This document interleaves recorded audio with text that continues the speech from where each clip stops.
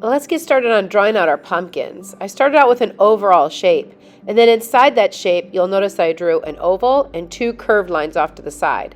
I wanted pumpkins to overlap, so I made another one off to the side.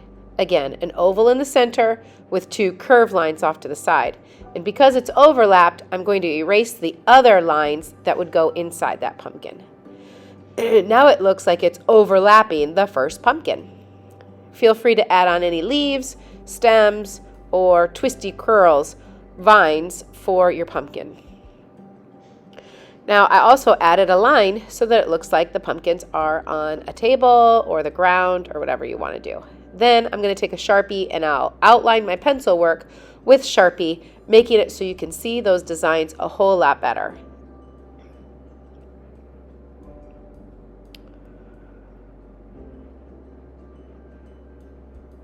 There.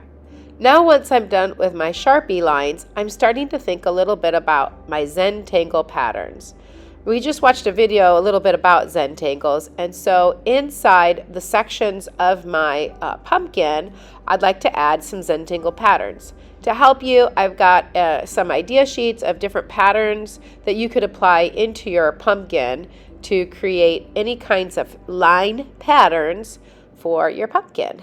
Please fill up the entire pumpkin with some zentangle patterns.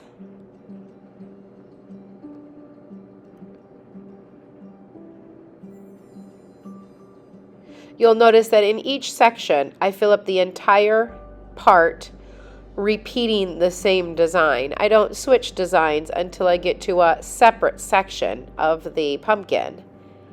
I think it's a lot of fun coming up with different patterns and designs and ideas and just utilizing that space into some really cool patterns. It's kind of like doodling and just having a lot of fun with the Sharpie marker.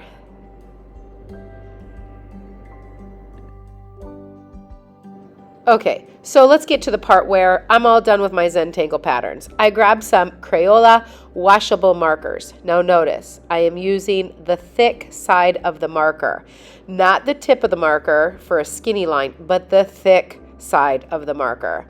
These markers are washable, and you'll notice I'm going right over top of my black zentangle patterns.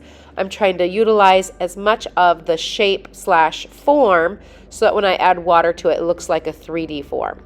You'll also notice I'm adding in a second color, oranges and yellows, again, giving that idea of a form, a three-dimensional object.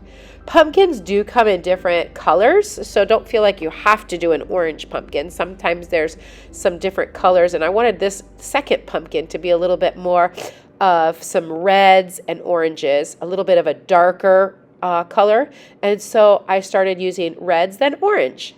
Whereas my first pumpkin, I used orange and yellow, making it a little bit lighter and darker for the two different pumpkins. Now I'm taking my markers and again using the sides of my marker with some light green and some dark greens and thinking a little bit about what I want it to look like when I add the water. There, I love that. Okay, let's go into adding water.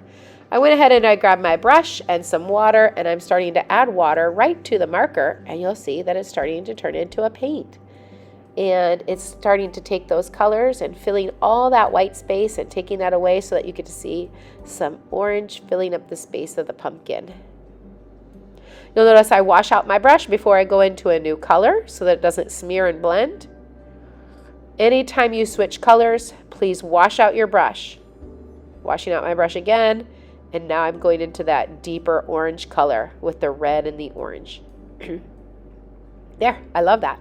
Lastly, let's go ahead and grab some crayons and start designing the rest of my background space so that I have some really cool colors. You'll start out with a little bit of a light green is what I'm using right now. And I'll let you decide how you want to color your background. It's totally up to you.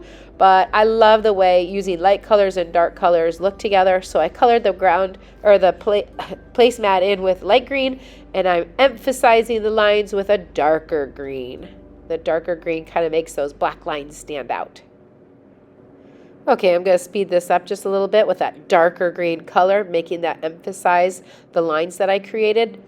And then I think I'm going to grab a little bit of this light orange color. I'm just using the same colors I used with marker, only now that I'm using a different material, I think it just makes it stand out. I'm also outlining a little bit more onto my project. It's optional. I think that this makes it stand out a little bit more, and I just really wanted those pumpkins to pop, so I just did a little more outlining. Super fun project. I hope you have fun making your own zentangle pumpkin.